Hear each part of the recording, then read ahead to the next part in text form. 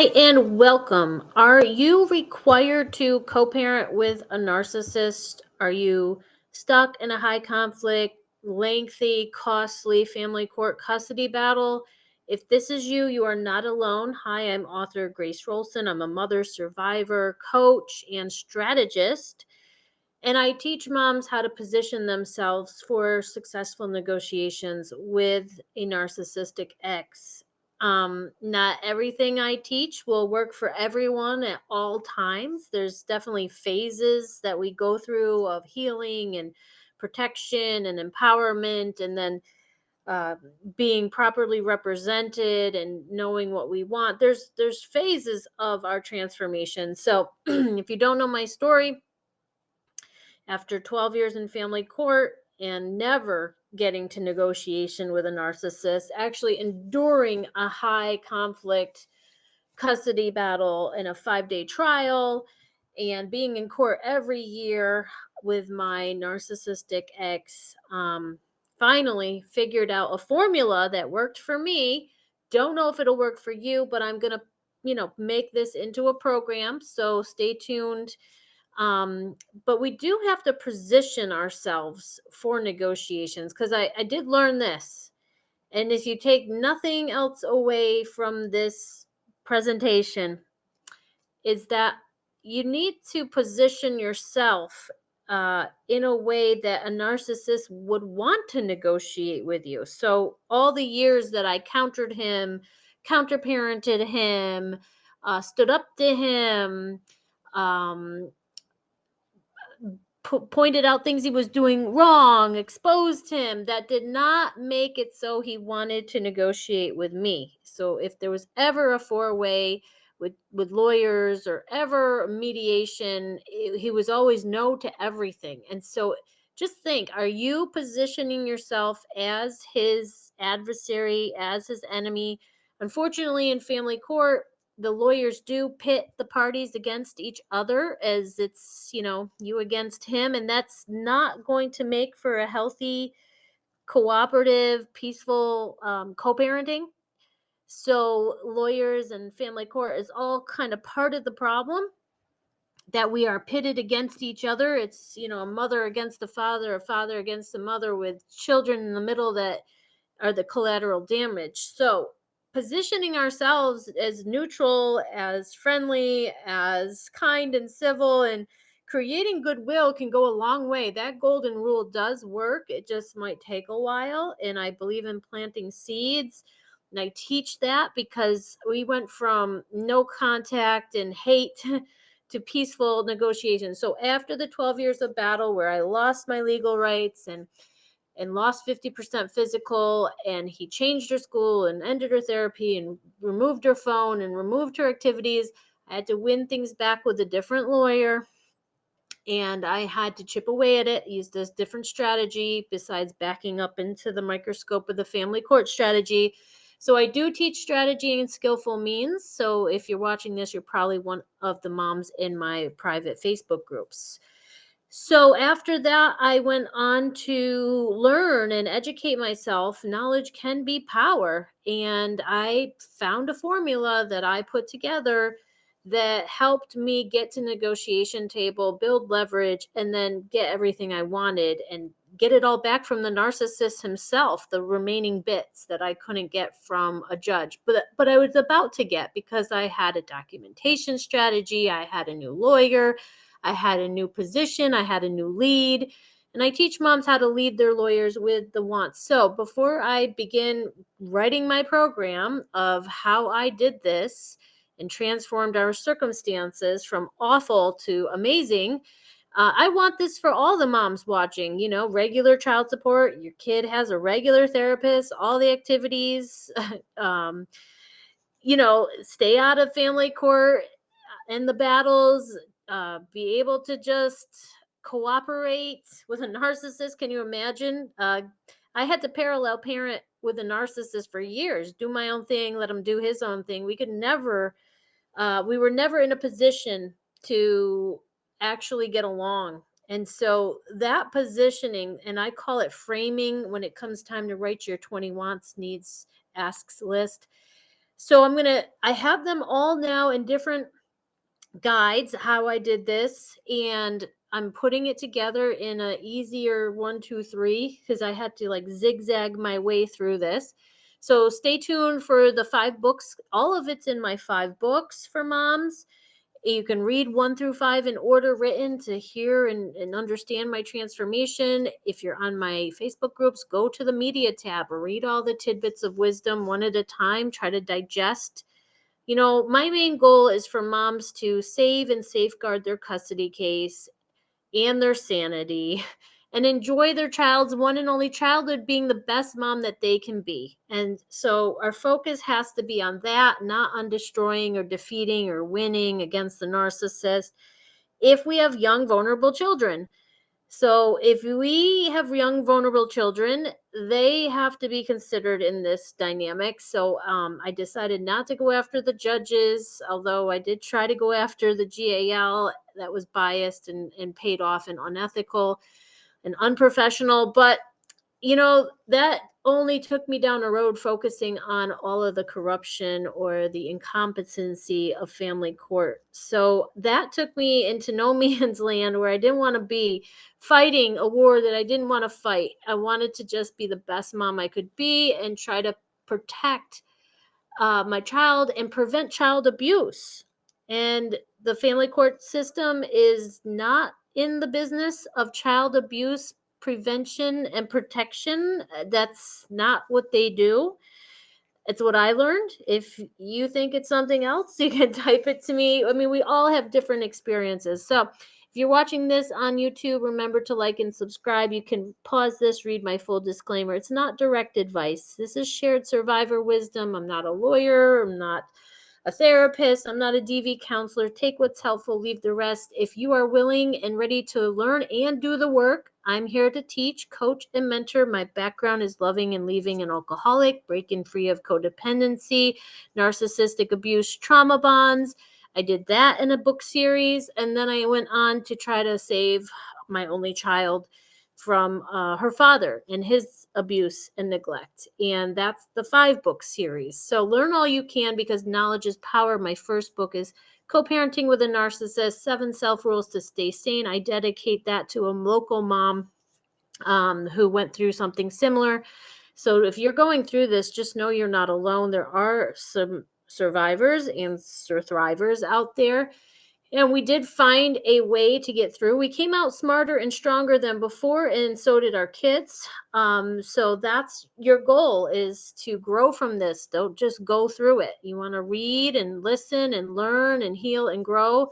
And I'm a video learner, which is why I make videos. So I do have my first video program. You're welcome to go through that basics course. My second book for moms, How to Fight a Narcissist in Family Court and Win, Super Smart Strategies for Success. Watch out for that word win. That can get moms into trouble. So let's go to my website, www.gracerolson.com. If you want to see what else I've written, read some of my free blogs, join my free newsletter, find my groups for moms. My third book is How to Co-Parent or Co-Parenting with a Sociopath, Survival and Sanity Guide. If you just merely need to survive, think about your survival and safety at all times. My fourth is How to Survive a Custody Battle with a Narcissist when the family courts force you to co-parent. And my newest is Tame the Narcissist, 10 Keys for Better Co-Parenting to Create Peace and Protection Using Strategy and Skillful Means. You will learn strategies, you will gain perspectives that you haven't thought of, maybe attitudes to adopt and mindsets to make solid and strategies to try out. But everything you do, run it by your lawyer, because your lawyer will have the ultimate strategy for your case. My books are all on Amazon. And I'm hoping my story of how I survived it and overcame it and transformed it will help you. So I was just typing up some notes of like, what would a path forward towards peace and successful negotiations with a narcissist look like? How did I get to that? And it was phases and stages, and I had to break through fears. I had to heal. So number one would be getting support for this journey. And like my child had a therapist, I had a therapist. I had recovery programs like Codependence Anonymous, and she had sports, team sports. So it was like there was multiple supports and social support involved in our lives to get through it. Number two, to gain knowledge, self-educate, because if you don't know what a narcissist is and you just know the word and you don't know what they do and tend to do, you might be surprised. You might underestimate the narcissist. You might be shocked.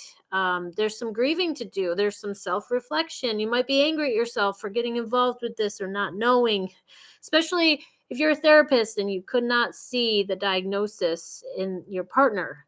You have forgiveness to do, and then learning what skillful means are. So number three, I think I planned, prepared, and took time to deeply reflect and schedule in the Al-Anon meeting or the CODA recovery meeting with the therapist or the DV counselor. I took time to plan in emotional support because that emotional support kept me energetically going when I knew I was being psychologically attacked, verbally attacked, and I was in a battle with someone who was personality disordered and could hit below the belt, so to speak. And then what else did I do? I healed and I focused on recovery. I did healing programs and I had support people in place that I could call. I had a team of 10. If you read my first book, I talk about where I got that team of 10 people that would let me vent all the anger of injustice and all the grief and the shock and the horror of what was happening. And number five, I adopted mindsets and I made strategies and used tools and skills. And I said, okay, what's the tool I'm going to use? And here's a tool over here from a program I'm in. It says, how important is it? If you just apply this to so many of the problems, the drama, the trauma, the chaos the narcissist kicks up, it can really help you get back to just your life and living your best on your time, being the mom you want to be. So I also tell moms I teach them how to get creative. Like, okay, so you can't get what you want through the narcissist. How can you supplement it? Get creative. Where else can you get that?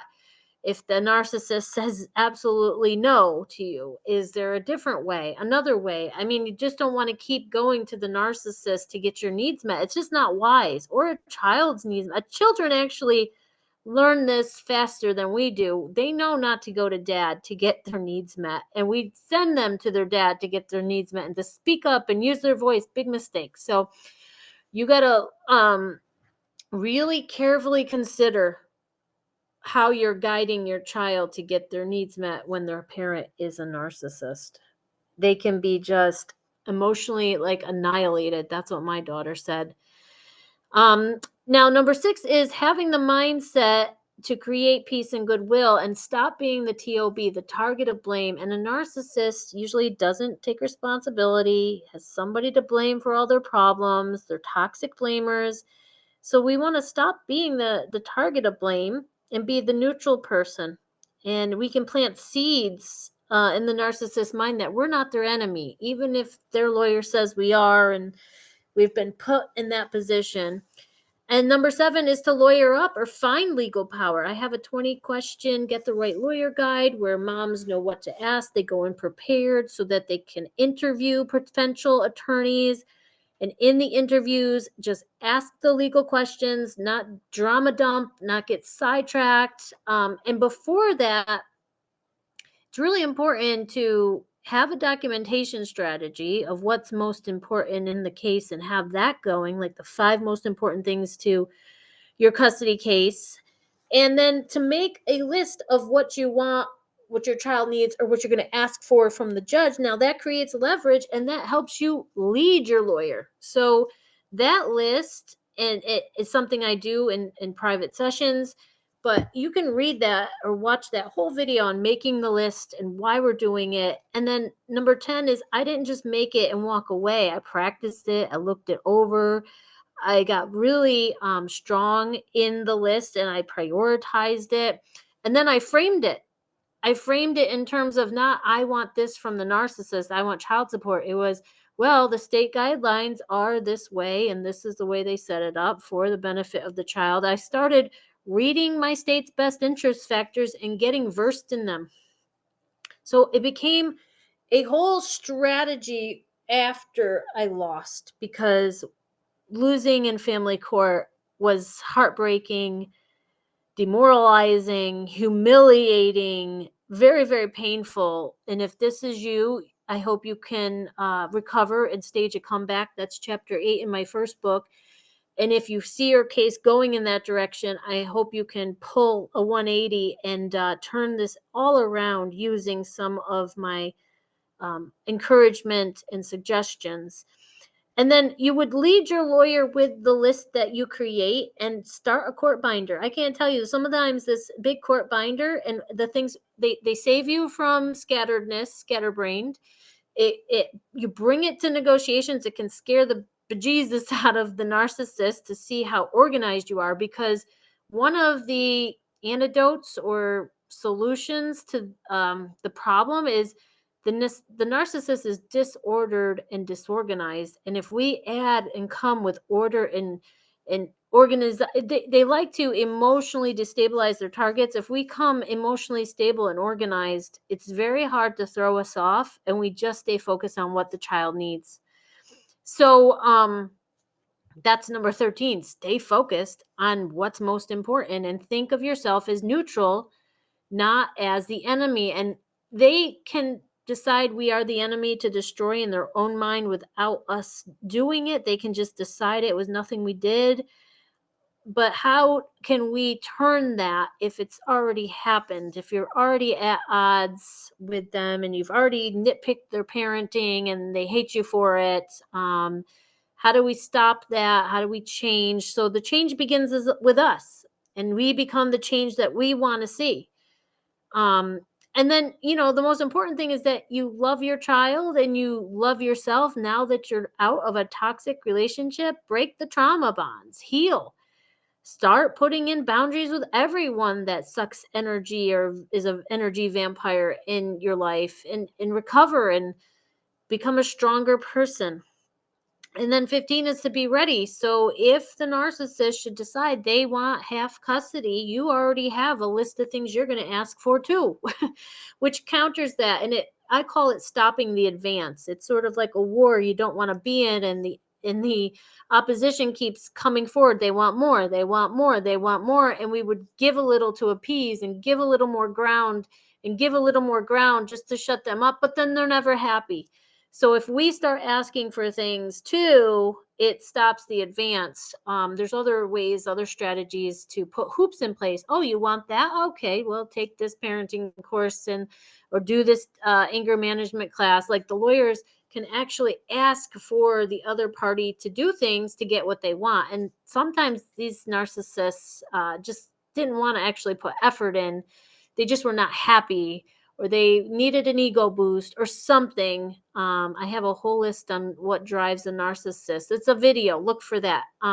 So this is going to be part of the program that I put together of how I went from, in a family court battle, being attacked and losing my child and fighting for a decade and losing all that money, sleep, peace, losing my health, to we're all in harmony, peace, and cooperative with a narcissist. So it's hard to believe. Actually, when he decided this, based on me planting the seeds and doing all these strategies, when he decided it, he called it a miracle. And it's funny that he should call it a miracle. I hate it when, a narcissist will use holy language and spirituality against victims or unsuspecting people. But when he called it a miracle, I remembered one of the definitions of a miracle is just a shift in perception. And that was another powerful key, is he stopped perceiving me as the enemy. And guess what? The judges, the laws, the rules, those were all the enemies. His lawyer taking all his money, all of that. And hey, I'm not the one doing it. It's the laws and the rules. We have laws and rules and lawyers for reasons like people like this. We have jails for people like narcissists and sociopaths, and we have the death penalty for these types of people that have more disorders and more comorbidities or co-diagnosis. We've got systems in place in our society, and no, family court is not perfect, and people do not get it yet. And every mom that has overcome this has taken a piece of this mess in the puzzle and focused on maybe educating judges, or focused on removing corrupt judges, exposing judges with other professionals like GALs or lawyers. They're doing that too, and raising awareness on DV cases and family court failures. I mean, everybody's taking a piece of this, trying to be part of a solution. I'm hoping to be a light in the darkness of this dilemma and help moms survive the current situation that they're in. And like, the question becomes, how do I make this a little bit better for myself and my child? Not how do I get fairness and justice and stop court corruption. That might happen, but probably not when you're in it and you're subject to the laws and the rules of the court. So I just want to shout out there and help you remember that moms who don't ask for help don't get help. And asking for help can be very hard for competent, capable, professional moms, especially when I have clients who are lawyers themselves. But I asked for help in every corner of my community. I had pastors I trusted. I had sponsors with 30, 35 years of program knowledge. I had therapists with 20 plus years of therapy, and a DV counselor just about to retire. She'd been doing it for 30, 40 years. So it's important when you're asking for help that you're asking for the right kind of help. Just posting on social media, hey, this is my problem, and not having somebody sit down and hear all the details, who actually knows family law or actually is an expert in narcissists.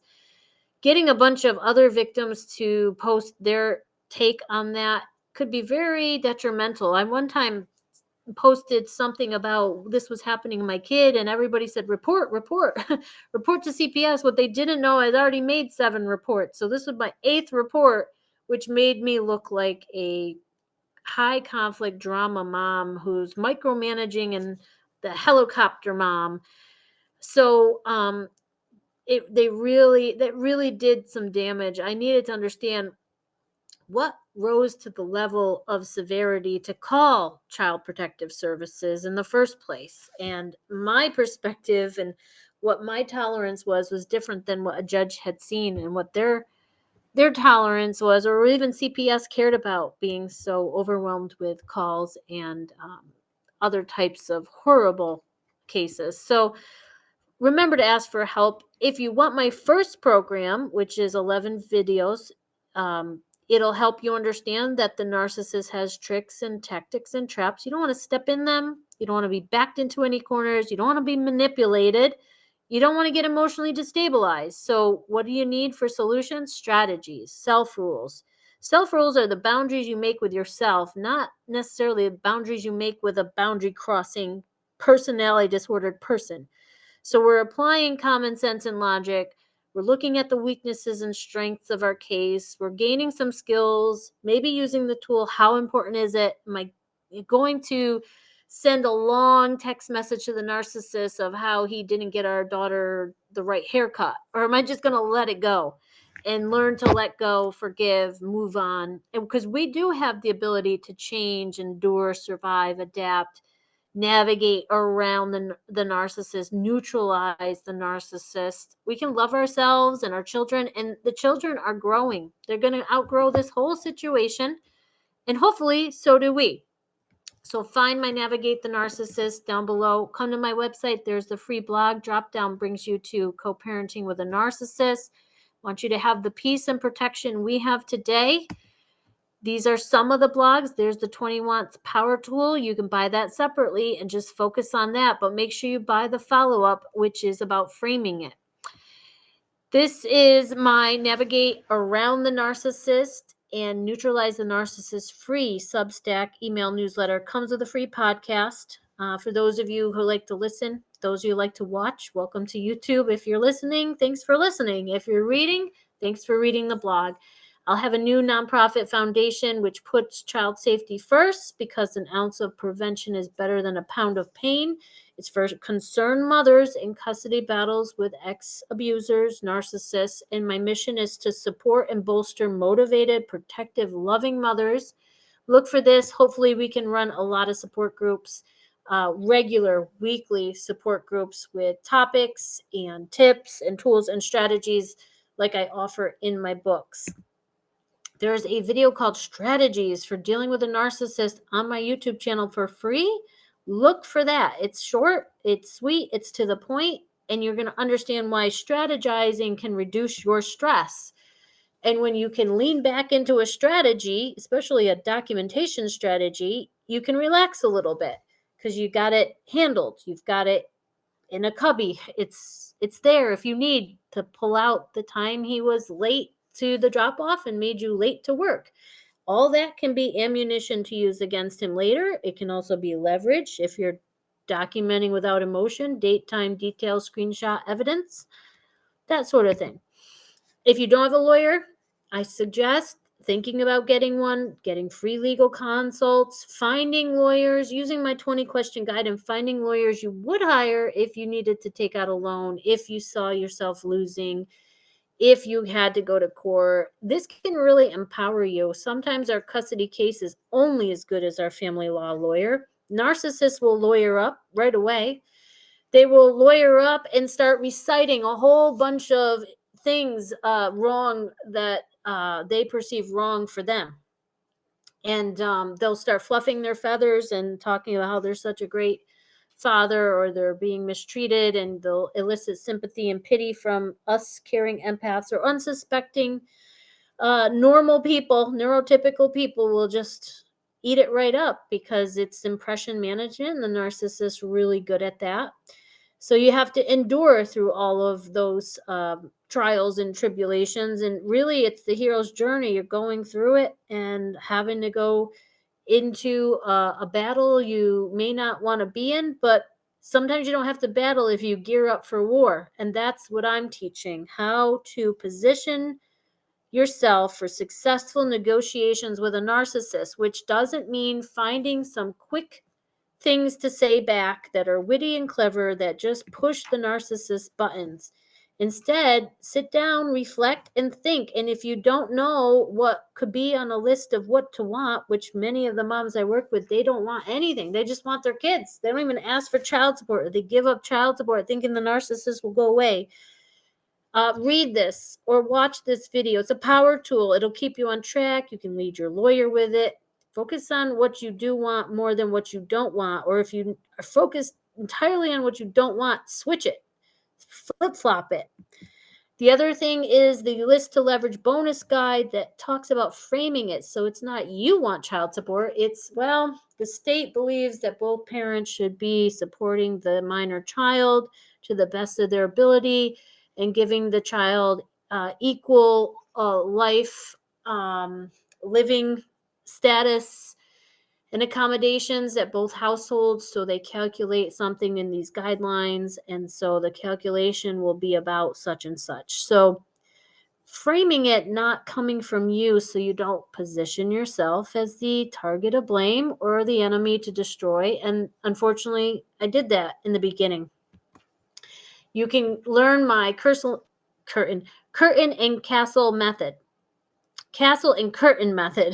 It's a gray walling strategy, and it helps protect you, psychologically from psychic free radicals and toxicity and negativity and unearned guilt and blame and shame. Castles were built for a reason, and the castle and curtain method is one to really learn. It's in one of my books. Also, part of what I did was I healed from narcissistic abuse after I castled and curtained. I have 25 keys to healing in my guide. I do believe healing can happen from PTSD and CPSD. I even healed from legal abuse syndrome because I, was abused in family court for 12 years. So I believe healing can happen, especially when the whole paradigm shifts, where minds are transformed and thinking is changed. And I do have a lot of tips, tools, and strategies in my book. My first book is also on Audible. If you're a listener, my second book, How to Fight, is on Audible. I wasn't a fighting person. I just wanted peace and to appease. It only got me so far. So I did learn that I had to fight. And then I was like, well, I don't like fighting. Let's strategize instead. So I went through different phases, but here my Navigate the Narcissist co-parenting video course would really guide you through. If you do 2 videos a week, in 6 weeks, you may be able to transform at least your thinking in terms of your case.